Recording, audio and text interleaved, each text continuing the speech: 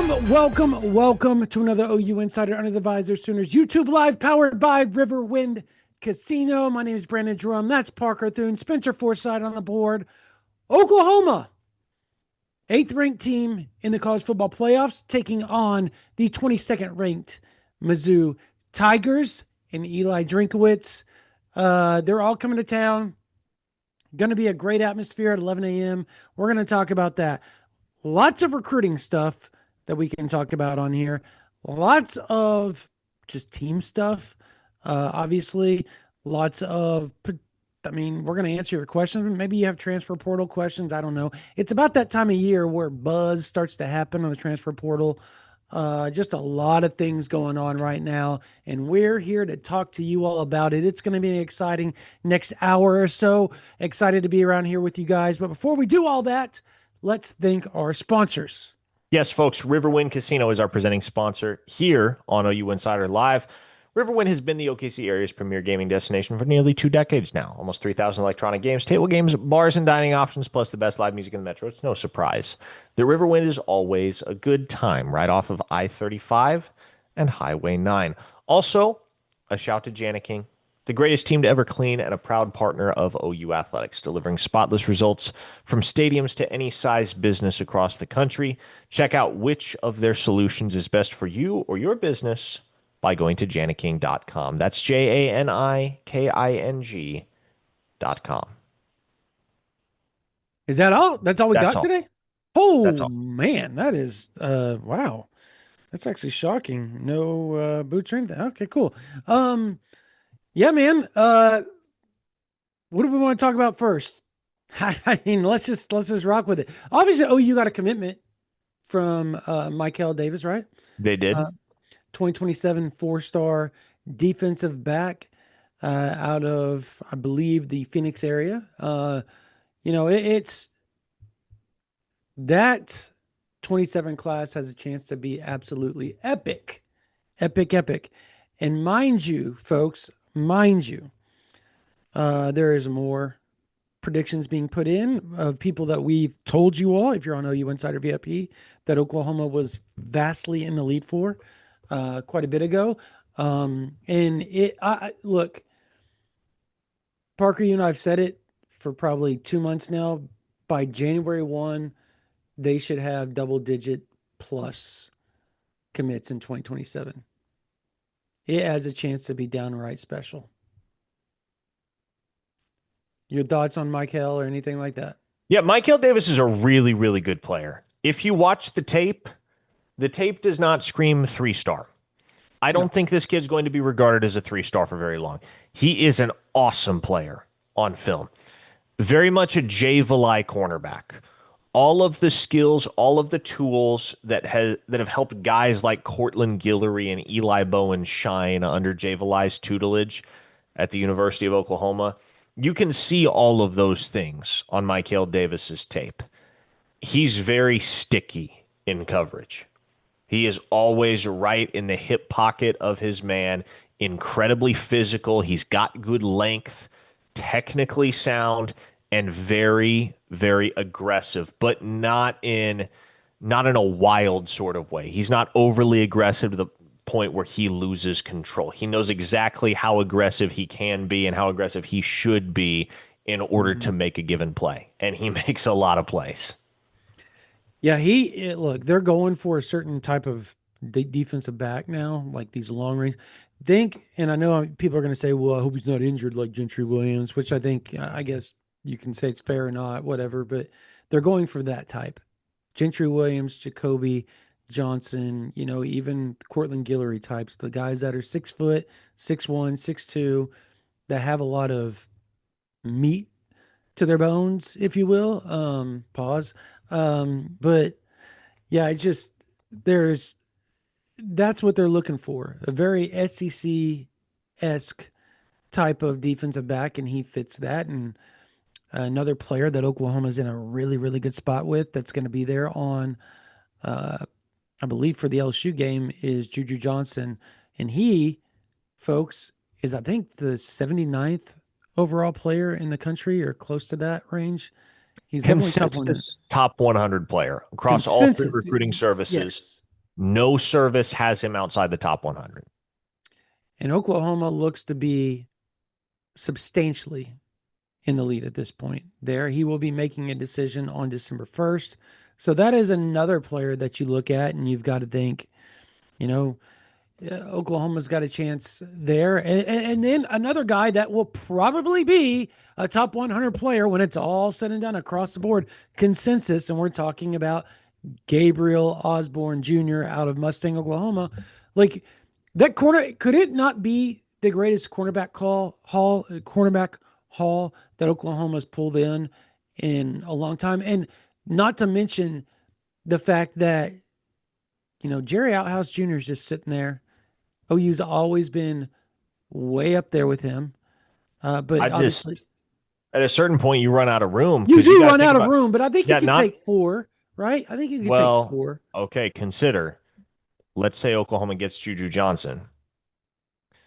You cannot accommodate everybody between Jerry Outhouse, Gabriel Osborne, and let's not forget about current OU commit Derek Johnson's younger brother Darius, who's another OU lean from out there in the state of California.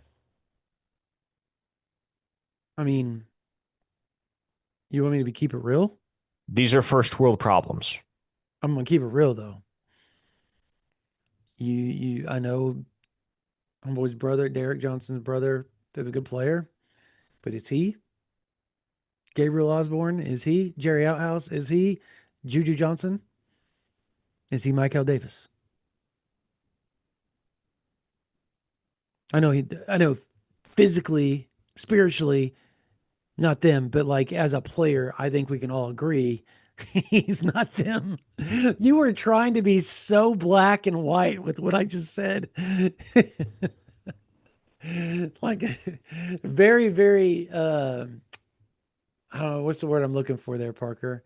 Uh what is the word I'm looking for? What is the word you're looking for? I have no idea. Where there's no gray area, like very where what I said is exactly what I meant and you knew that's Yeah, not I what I mean, meant. like you can look at all of those guys on tape and you may have your favorites. They're all really good players. You wouldn't enjoy saying no to any of them, but you can't fit them all in the class, right? And so at a certain point, you're going to have to make some decisions. I certainly think Gabriel Osborne, especially because of his proximity to campus, ought to be the highest priority. And you would think he is, right? Like I don't think that would be a question at all at this point. Um, I guess the other big thing is the fact that how surprised are we that X or Tory Blaylock aren't on the availability list?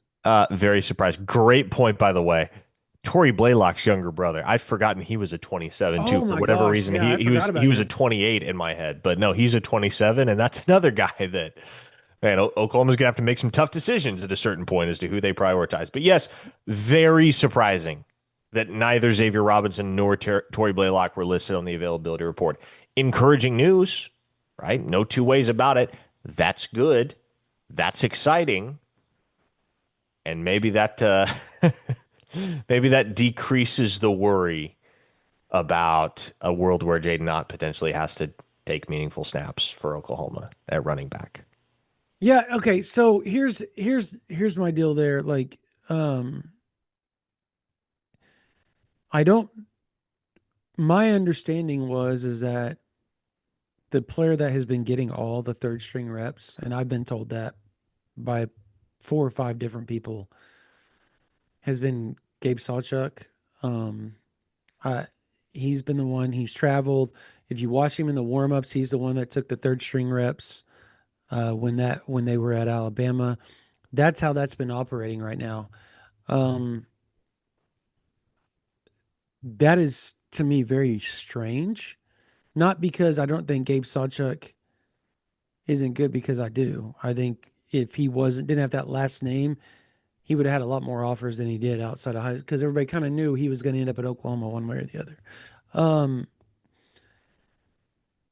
because that tells you how far down they are on Ott and Tatum at this point. That you were essentially just saying, eh, you know what I mean? Like Mm-hmm. it is what it is at this point. But there's got to be some worry though that they're gonna play, and we've known Torrey Blaylock's shoulder's been jacked up all season, right? Like there was a point where he wasn't gonna play, and he just toughed it out and played earlier this year. I Xavier Robinson, and I was told this today, is arguably the toughest player on the team. So he's going to battle through whatever. But if he's not 100%,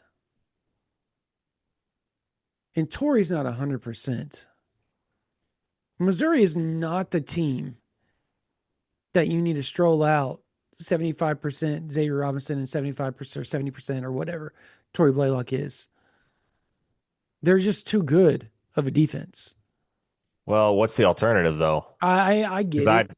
I I get like and I'm not 70% I'm of not no, I totally agree with that. It's just not, I'm saying it's not good. not ideal. It's just not But ideal yeah, at all. I'll take 70% of Xavier Robinson over 100% of Jaden Nod all day long. Words I never thought I'd be saying circa July, right? No Very disrespect to true. Xavier Robinson, but remember when we were all putting together preseason predictions, I was like, oh yeah, it's kind of a given that Jaden Nott's going to lead this team in rushing yards. I mean, that 68 dude was yards. getting preseason accolades from every media type that there was. And he's just nothing. Just absolutely nothing. May be the biggest flop of all time at Oklahoma. By the way, folks, if you want to chime in and get your questions answered, send them to us in super chat form. The super chat function is the way to ensure that your question gets addressed over the course of the stream. Daryl Revels threw us $10 via the super chat, and you can attach any contribution, does not matter the amount. But Daryl Revels gave us $10 and said, preseason, we salivated at the idea of a 9-3 record. Have expectations changed with the way this season has gone? If we Yes. go 9-3 and miss the playoffs, would this season be considered a disappointment? I understand that there's going to be a natural ebb and flow, Daryl, but consider that after the Ole Miss game just 3 weeks ago, 2 games ago, there were many that would have shut it down right then and there and taken the deal if you would have guaranteed them that Oklahoma would win 9 games. Yep. Because that felt like a borderline miracle at that point. And now we're talking about 9-3 feeling disappointing. No, I don't think that's a disappointment. Much the same way that 2023 for Oklahoma, that 10-3 campaign that they enjoyed, it wasn't disappointing. Not by any means. Now, that doesn't mean it was entirely satisfying because that team had the opportunity to win the Big 12 championship and go to the college football playoff. They derailed their own chances when they lost back-to-back games to Kansas and Oklahoma State. So just because it's not disappointing doesn't mean you accomplished all of your goals or you're completely satisfied with the result. But I would not characterize 9-3 as a disappointment by any stretch of the imagination because it is exactly commensurate with what even some of the loftier preseason expectations were for this team. If they go 10-2, they have exceeded expectations. Yes. Heck, they've Well, already exceeded expectations, right? Like if you had money on OU over 7.5 wins in Vegas back in the summer, you've already cashed. yeah. Okay. So here's my thought on this is yes, the expectations have changed, but have they changed to the extent where you're just overly upset if it's 9-3?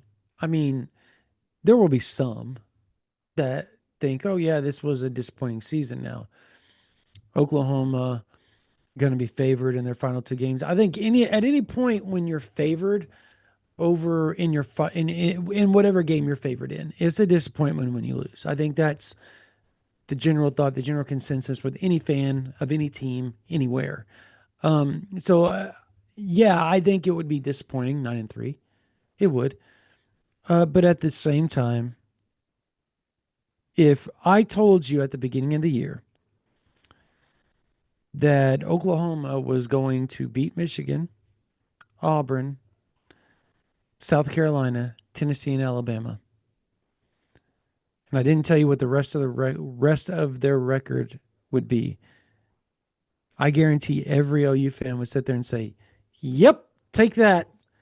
We'll take that," because then they're going to look at the other two non-cons, right, and say that's a win-win. So you're looking at least 7, right?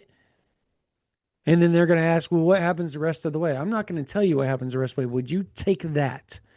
And every OU fan would say yes, because you would have won some very meaningful games just from the helmet, right? The helmet alone is going to be meaningful. So yeah, I think OU fans are starting to come around with the SEC ideology where it's just not the Big 12. Like if you get less than 10 wins in the Big 12, that was super disappointing. If you get less than 10 wins in the SEC and you're hovering around 8, 9, there's going to be those years and you're going to be okay with it, with what's in that conference. So disappointing with where it is, yes. Now, yes. But again, you've already superseded everything. So I think you can live with that. $5 from Ken Watson, who asks, why does our offense running game look like it is the same 4 to 5 plays? Also, has anyone asked Arbuckle why 95% of our passes are at the sideline? All the good teams use the middle of the field a lot. I mean, first and foremost, I would say Mateer thrown over the middle hasn't been exactly pretty this year. He did get an over the middle first down on a big third down, where he almost got sacked. He kind of slid through, right? He slid up in the pocket. His arm was being grabbed, and I honestly don't know how he threw the ball. Like, it was probably his best play of the season. If I was going to sit there, you know what I'm talking about? I think he hit. Was it Javante Gibson? I think it was Javante Gibson. It was either Javante Gibson or Satania on like uh, it was a third down. He just kind of hit him. You can say over the middle or That was whatever. Gibson. That was It was Gibson. Gibson. Okay, it was Gibson. Um, yeah. Look, I agree with what you're saying. It's because the tight end isn't being tight ends normally your over the middle guy for Oklahoma, and Jaron Canick's been kind of non-existent. And when he goes non-existent, so does the over the middle. They don't really have a big guy, a possession guy. The other guy they had was, um, oh man, I mean Keontae Lewis, I guess, would be the other guy that was notoriously going across the middle for Oklahoma. He's been injured. He's rusty. We told y'all not to expect much from him when he came back. So last week. Now this week you could probably expect a little more. But yeah, I agree. And as far as the question, Parker, of the same plays over and over, I'm gonna give y'all a little secret. If you haven't played football before, a little secret. Almost every play is ran. It's the same play, just in different formation. That's why it looks familiar to you. That's essentially the truth. Doesn't matter what offense you're in. They're the same plays with different eye candy, different shifts, different motions, different formation, different personnel. Same plays. Core concepts, right? Yep, Core pretty concepts. much. Yep. It's It about how was you dress up the core concepts. And those are honestly the most effective offenses. The offenses that can execute several core concepts well from a variety of different formations with different bells and whistles attached. mm-hmm. Window dressing, if you will. Yep. Yep. Um, Jeff St. Patrick gave us $5 and asked, one, Mickens buzz aside, would we spin the block on a running back currently committed elsewhere whose last name rhymes with tostada? Two, Dane Weber or Jamison Roberts for 2027. Um, First off, I don't think Oklahoma is going to pursue Ryan Estrada any further. Oklahoma is in excellent shape to get Messiah Mickens' commitment. The recently decommitted, longtime Penn State pledge from Harrisburg, Pennsylvania. Oklahoma's in great shape to get that one done. Fantastic shape. So The, between him and DeZephan Walker, like that running back class, don't really feel the need, especially when Ryan Estrada canceled his Oklahoma visit, his Oklahoma OV the first time around to commit to Minnesota, right? Like, is that a guy you're going to go chase? Probably not. So there is people. There are two running backs out there though that Oklahoma has still not stopped talking to. Still sniffing around. As far as the 2027 quarterback predicament, I don't know that it winds up being either Dane Weber or Jamison Roberts. Like that's not, and we've said this on OUinsider.com for a while now. Not a position where Oklahoma is particularly eager to make a move right this second. Mm-mm. As it was articulated to me some time ago by a well-placed program source, we're going to do this right, not fast. You're Oklahoma, one of the top programs in the country when it comes to the development that exists at and the production that exists for the quarterback position. You're never going to struggle to recruit quarterbacks at the University of Oklahoma. And there will always be a legion of blue chip signal callers that are jumping at the opportunity to come play ball in the Crimson and Cream. You do not have to rush this. And I don't Yeah. think Oklahoma will. Yeah, I agree. Obviously, Roberts is visiting this weekend. I don't expect an offer to go out this weekend. Doesn't mean he's not going to end up getting an offer. Oklahoma likes him quite a bit. It's just, as Parker alluded to, it's just one of those things where they are going to evaluate. I would expect, maybe I'm crazy, Parker, but I don't expect one to go out till about March. That would be my guess. March, April ish. Probably I throw don't one know if out. it'll be quite that long, but I agree. Probably not getting your answer this weekend. Yeah. Trip T UPTV gave us $5 and said, with Daniels graduating, why isn't BV looking at Okoye as a cheetah along with Powers moving forward? Because Danny Okoye is way too freaking big to play cheetah. That is a large human being playing cheetah. That is a 6'4", darn near 260-pound human being who is an outstanding defensive end. Yeah. You don't mess with that. Danny Okoye, many will agree. It's not unanimous, but many in that building will agree. He is the most athletic defensive end on Oklahoma's roster right now. Mm-hmm. You Oh, don't screw with that. You don't screw with that, especially when you got so many other guys that are capable of playing the cheetah position. One of them being Reggie Powers, who I think has a very, very bright future at that position because he is a hitter. He is an enforcer. yeah. He is the type of, and he plays with good technique too. He gets going so fast at times that sometimes, he over pursues or whiffs on a tackle. But I would say more often than not, what you're seeing is he's flying to the ball, he's breaking down, and he's hitting somebody hard. He's perfect. Look, there's another player on OU's roster right now that fits it to a T. Well, there's a few. I would say Taylor Heim, not Taylor Wine. Yep. Taylor Heim's a guy that could play there and played there very well, mind you, over the spring and fall. There was a lot of buzz about him at Cheetah during spring and fall camp.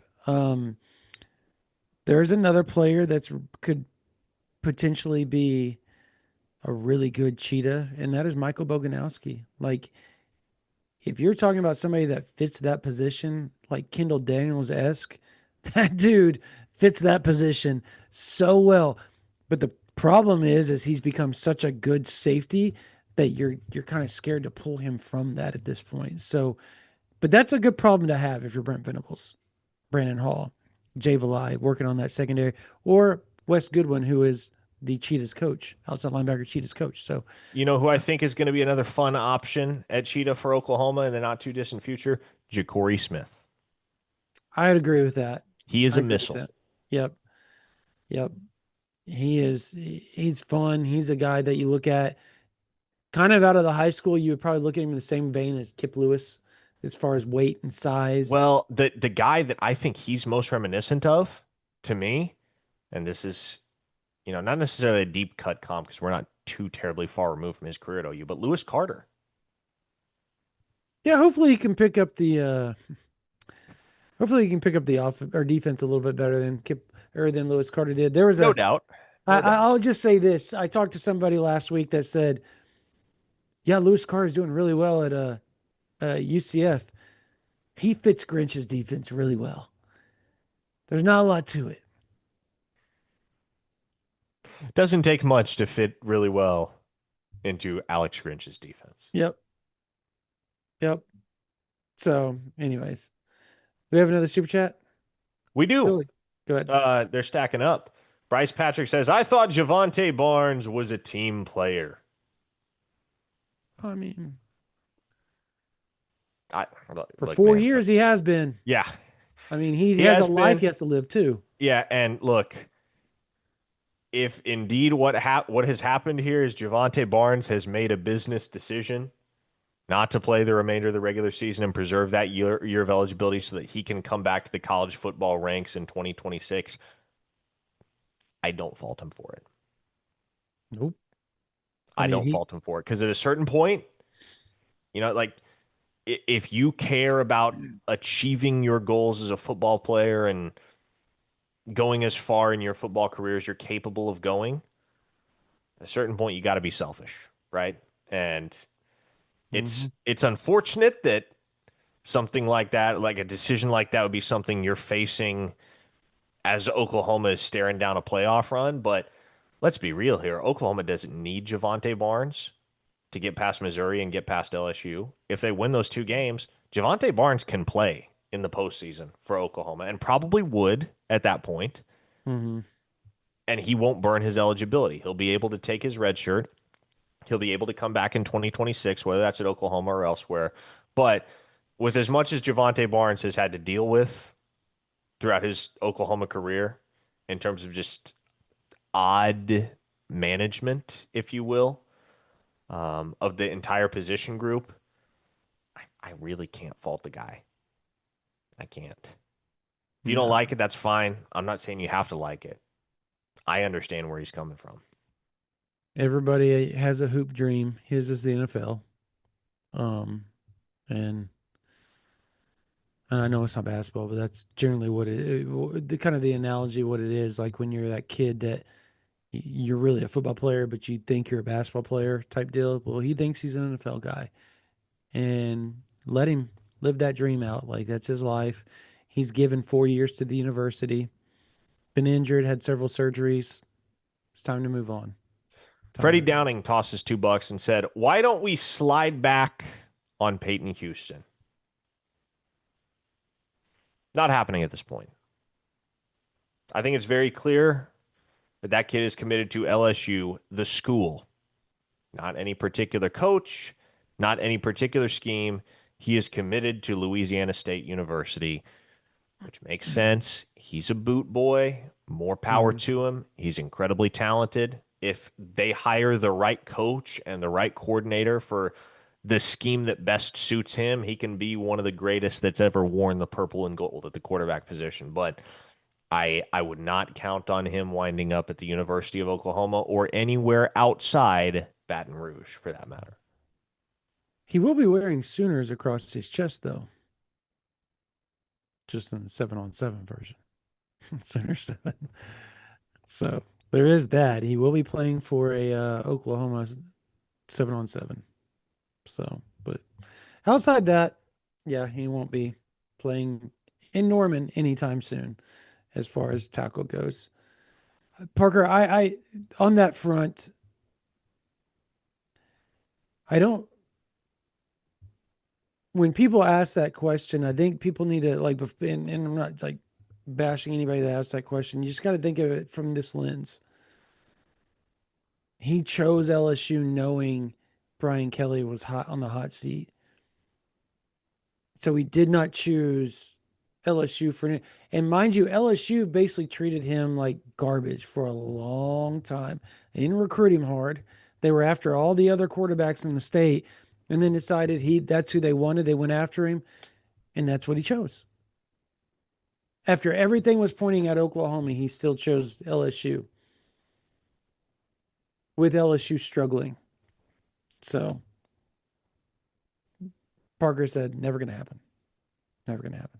Wouldn't count. I guess never say never. Never say never. Never say never, but wouldn't count on it. Wouldn't count. Ryan in Jacksonville says, Arbuckle said, I need to call it more. John needs to throw it. Guys need to catch it regarding the vertical passing game. We paying John to throw it. He has to see the field. OC has to fix this. And like, yeah, it's been talked about. Like I don't have much to add to the discourse that I haven't already added, but yeah, John Mateer's got to play better if Hmm. Oklahoma wants to go where they're capable of going as a football team over the course of the next couple months.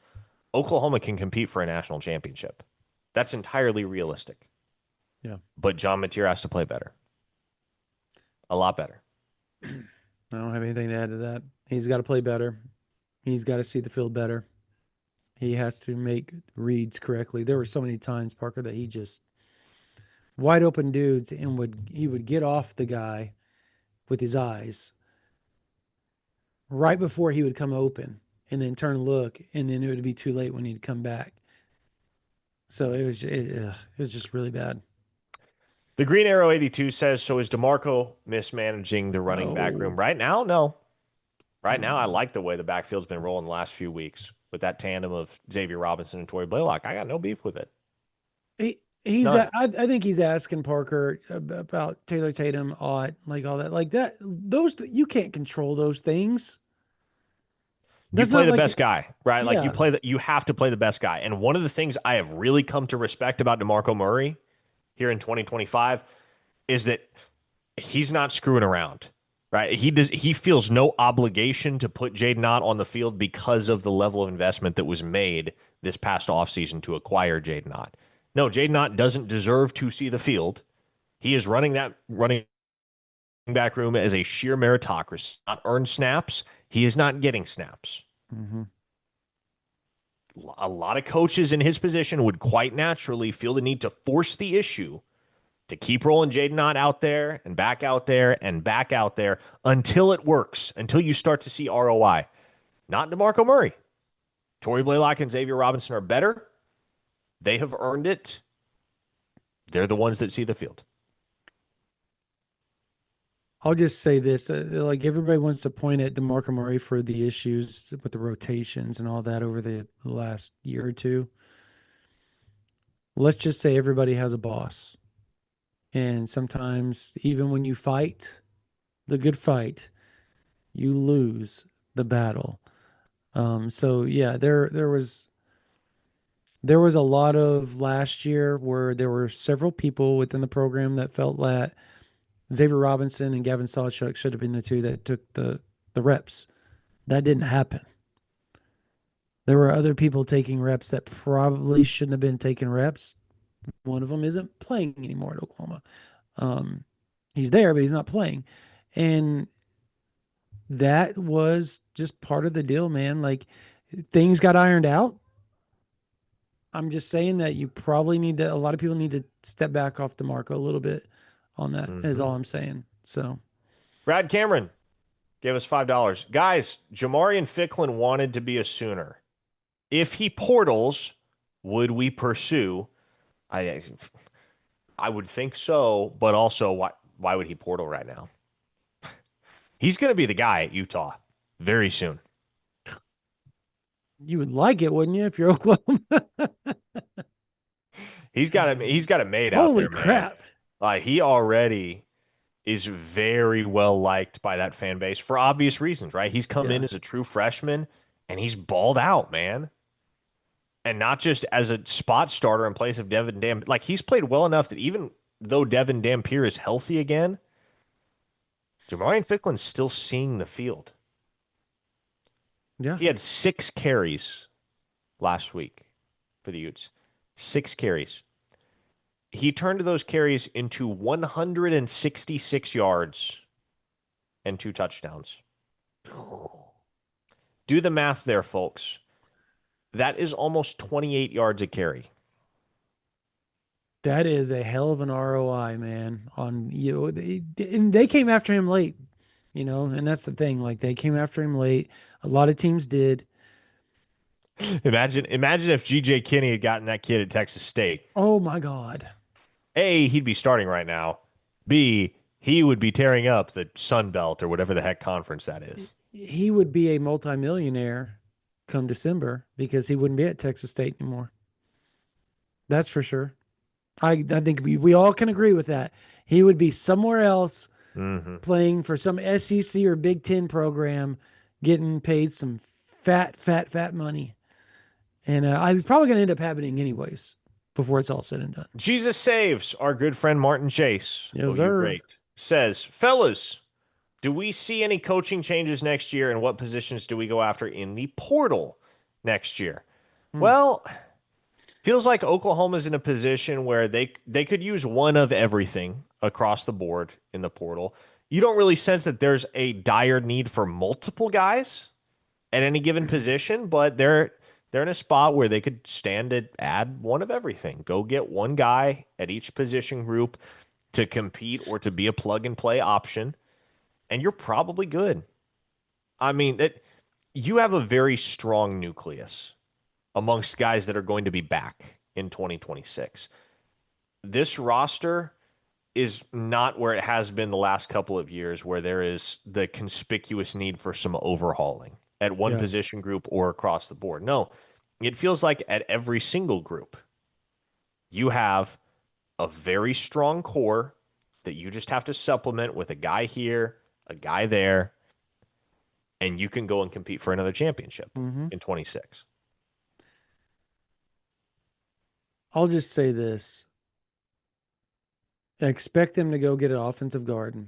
As a matter of Yep. fact, I, I guess maybe they'll go get a tackle. Maybe a name just to throw out there that he's not in the portal or anything like that. But there's buzz. Everybody's heard about it. Jordan Seaton at Colorado, just because the Deion Sanders stuff, right? Like Coach Prime and his potential of maybe not being there next year or just being done in general. So there's that. Um, Wide receiver, everybody's heard the buzz over a few names, and I'll just say that I expect Oklahoma to throw a big stick around when it comes to wide receiver in the portal. Doesn't mean they're going to land them guys, but they're going to do all they can. And I'll just say there's preparation being done for that. Um, I guess defensively, D tackle, D end, and then maybe a linebacker. I don't really. Do you need a linebacker with what you have returning next year? Do you need a defensive tackle, at least one, maybe two, and you need a D end to kind of supplement. And if it's going to be a D end, Parker, it's got to be an elite D end, elite. And I would expect, just like they did with Marvin Jones Jr. and even I'm just trying to think who what are some D ends that they pulled out of the that were like big names? Trace Ford, Yeah, Rondell Bothroyd. Bothroyd is the one I think of when it comes to that. Yeah. So I mean, they've always done that every year. You would expect them to do that once again, go grab a big name defensive end to come in and be in that rotation, grab a D tackle. They do that every year or two, probably two this year. And then after that, Parker, like you said, I don't really, is there a need? Tight end? Yes.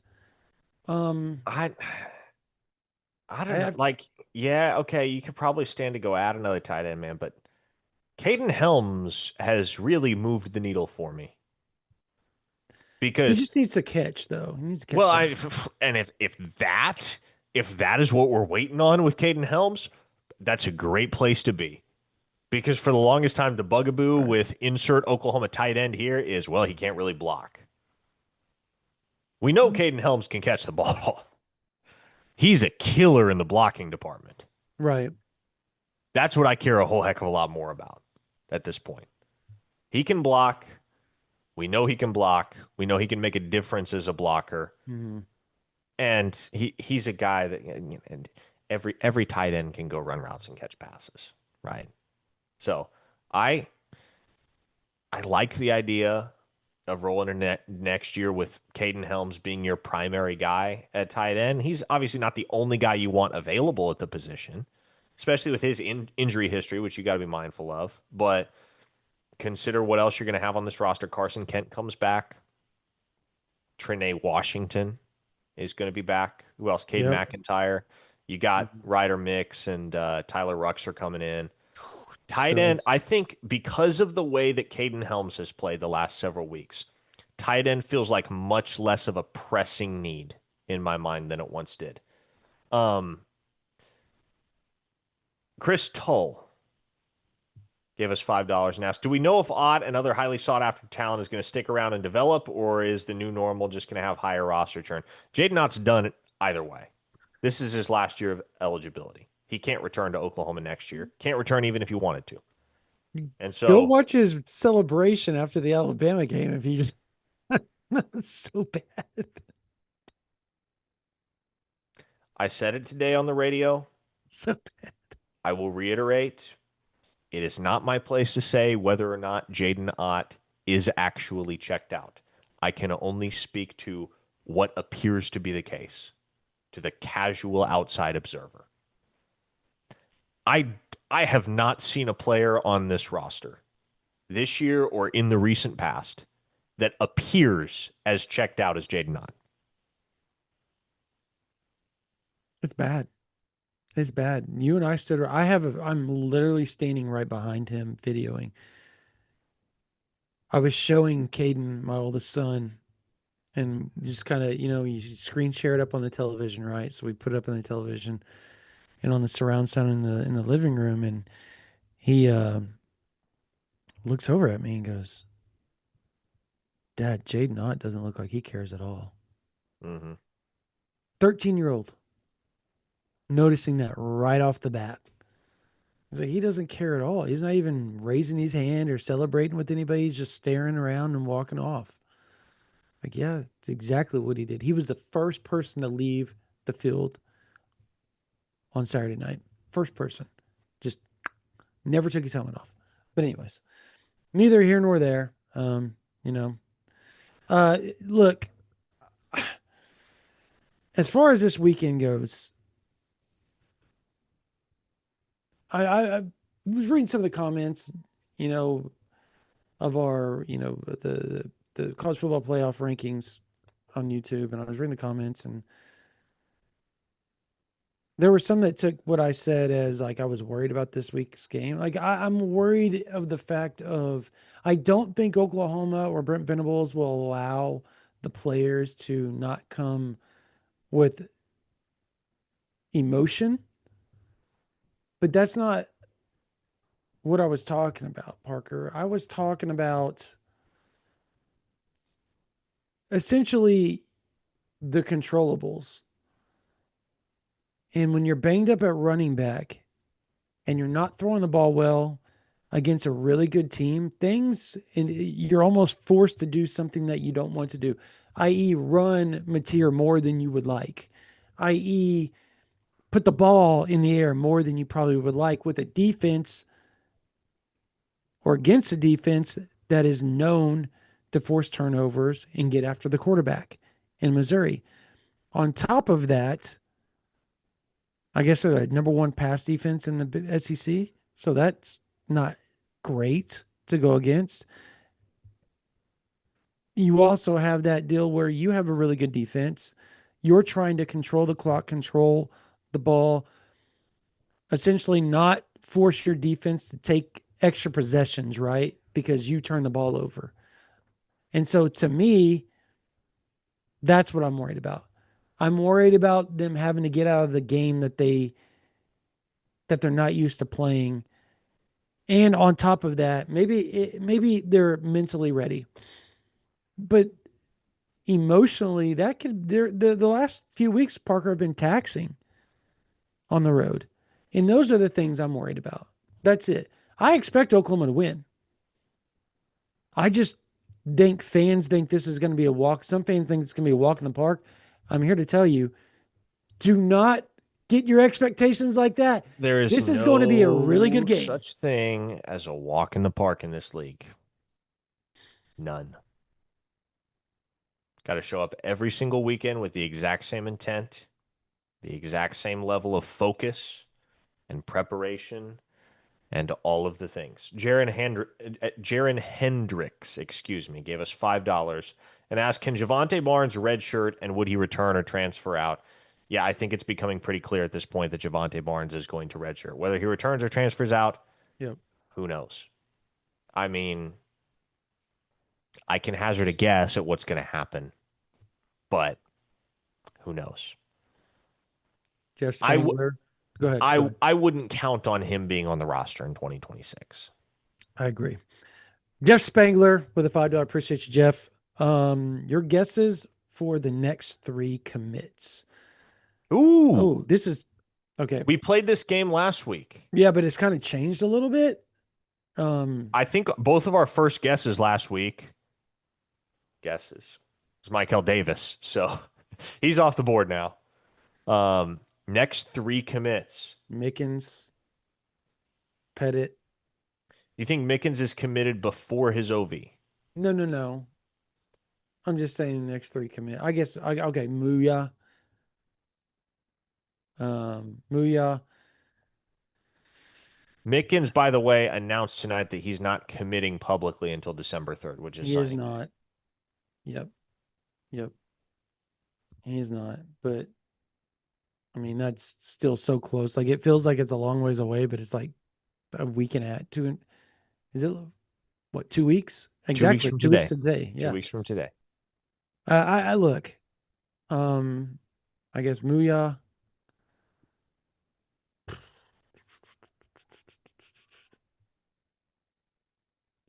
I would say Juju Johnson. I mean, he's December 3rd as well. December December 1st. 1st. So I'll say Juju Johnson and I'll say Pettit. Okay. I'm going to go with I know I'm Petit. forgetting somebody off the top of my head too. Dang it. Yeah, no, I will say Petit first, then Juju Johnson, then right before signing day, Dane Bathurst. Mm. Yep, that's the one. I knew I was forgetting, and I was the one that I'd sniffed that I'd out. I'd bet you, and we know Mickens is going to be a signing day guy. I would bet you Noah Abibi and Jonas Muya are both signing day guys as well. And then who really knows with Malik Franklin? That's kind of a shot in the dark at this point. Do you think But he I will actually go. visits? What's that now? Do you think he actually visits? Yeah, no, he's supposed to. He's scheduled for the 29th. I know he's scheduled, but does he? I don't know why you wouldn't. Free trip right before signing day. See the sights Yeah. if nothing else. But yeah, for me, That's so funny. Petit, Juju, Dane Bathurst. Okay, so I would have said that. I totally forgot. The worst part is I'm the one that like found that out and brought it to everybody's attention, and I forgot all about him. That's so that's me in a nutshell right there. Just so everybody knows. Um, Dadgummit, I'll say this. I think like you could have maybe 5 more additions to the 2026 class, Parker. And whoa. There's another one that I didn't even think of that I honestly believe could. Ooh, wow. That's really weird. Um, could end up a Sooner.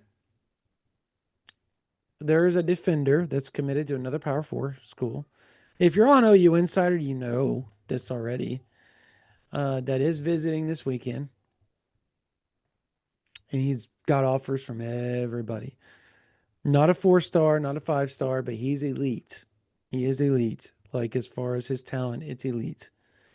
Um, he's not a 4-star because of what happened during his junior season. He kind of let things go a little bit. He originally was like he was thought to be one of the top players in this region at one point. But his senior year, he had a really, really good senior year. A lot of teams are trying to come after him. Oklahoma being one of them. Committed to a Power 4 school, and he is going to be on campus this weekend. I like OU's chances right now. I like OU's chances right now. Not saying it's 100% going to happen, but I do like OU's chances.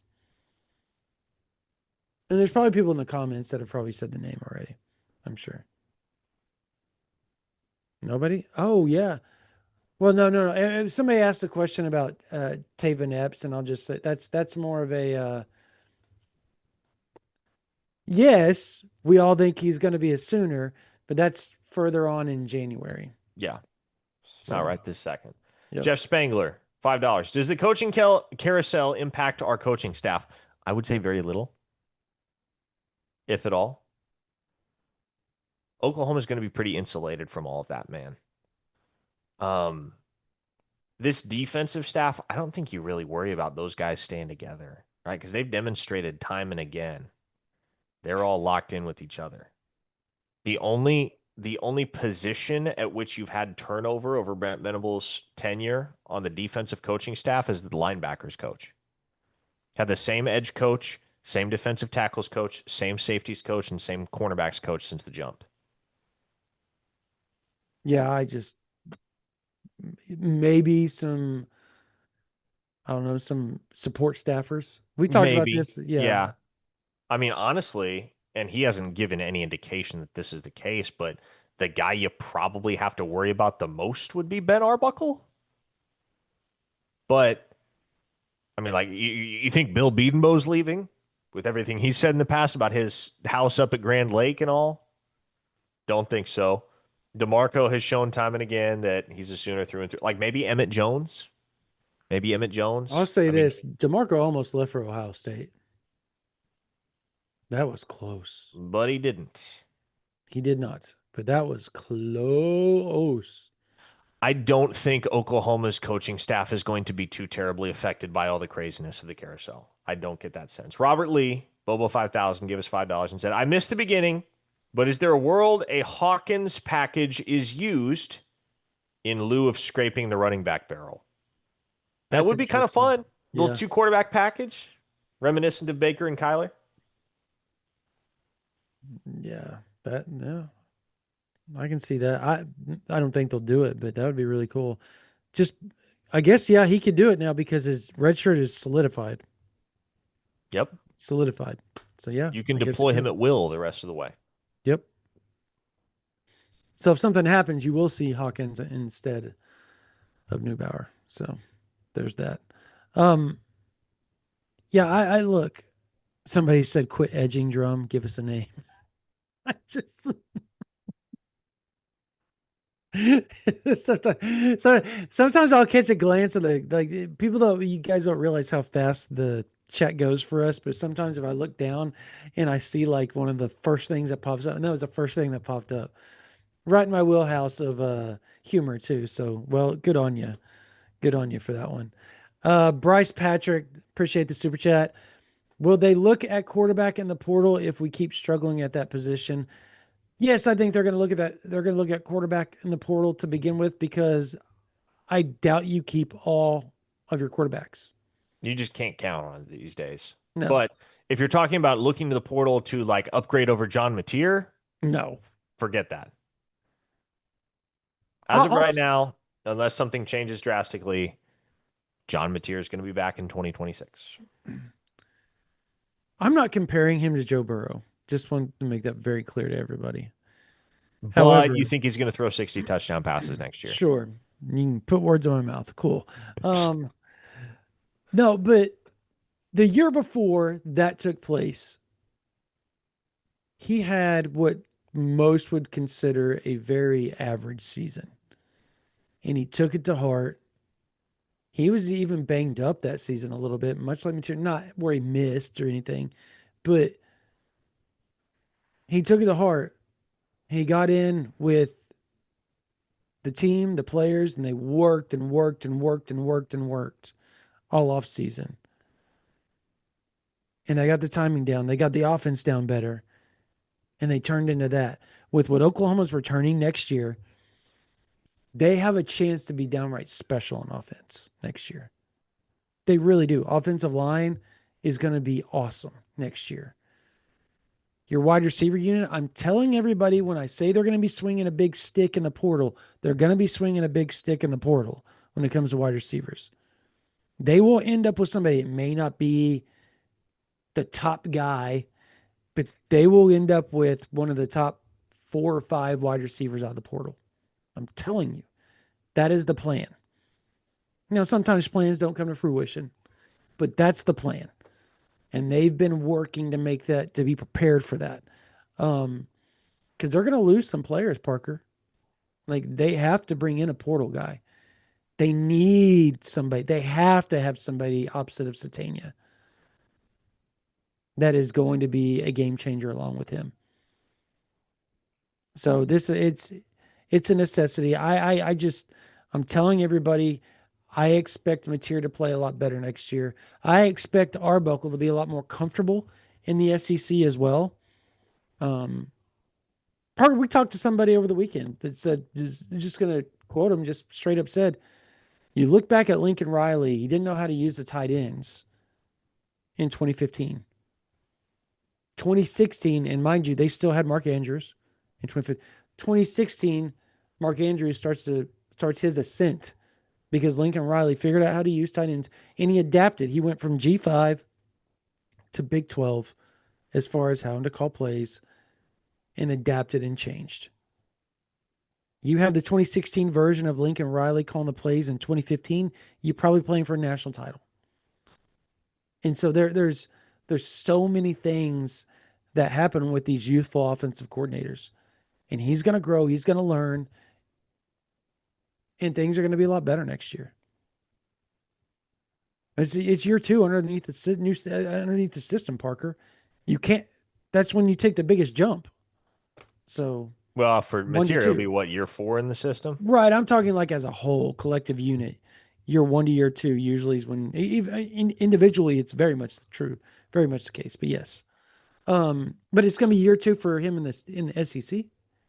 As you know that, and I think that there's some truth to that being an issue.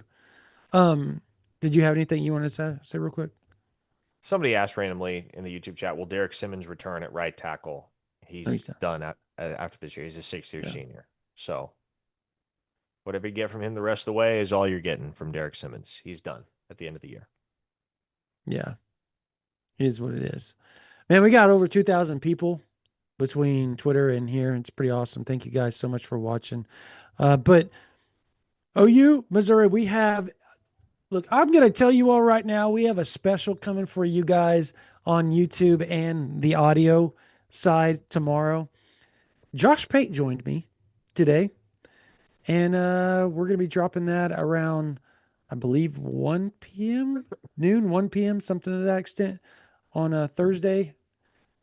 So make sure you're tuned into that. He talked, I mean,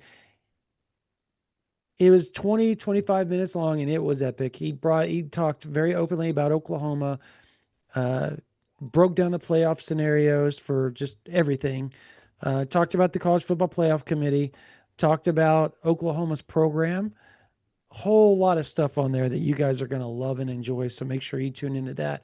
Make sure you hit the like, subscribe, notification on this YouTube channel, on whatever podcasting platform you're listening to us on. If you're not watching this live, make sure you get notified because that's going to be a really big deal. Plus, Parker, we have our pregame podcast that pops coming up on Friday. So lots coming on both those, audio and video on there. So make sure you guys subscribe there. Make sure you guys hit that subscribe over there at ouinsider.com. Look, if you don't want to do that, you can also go down to the very bottom and type in your email and get the newsletter. We drop free stuff all the time, and every day a newsletter is going to come out of new content that we popped up on ouinsider.com. So that's all you have to do is type in ouinsider.com, scroll to the very bottom of the front page, boom, put your email in. It's great. It'll work out, and you guys will like it. Lots of news, lots of stories, lots of information being sent to you guys via email all the time. So there's that. Those that want the VIP content, want to know names and visitor lists, and there's going to be some surprise visitors and all that type of stuff happening over the next few weeks. And when I say surprise, players that aren't on everybody's radar. And so Oklahoma's making a push, whether it's 26, 27. They're making a strong push to close out the 26 class. They're making a very, very strong push to make sure they have the top 2027 class. And they're doing a damn good job of it.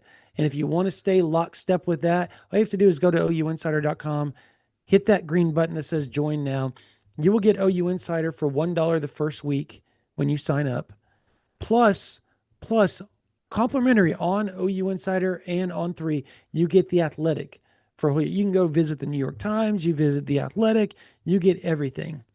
It's an amazing, amazing deal. Essentially a 2-for-1, and you get all of On3. Whatever you want to go to the Missouri site, Texas site.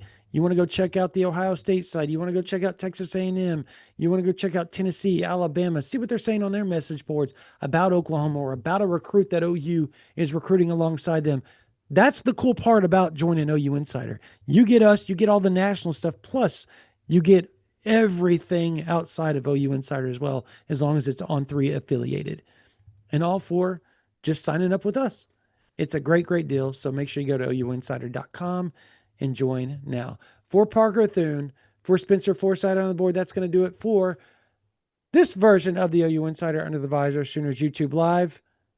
You all have a blessed night.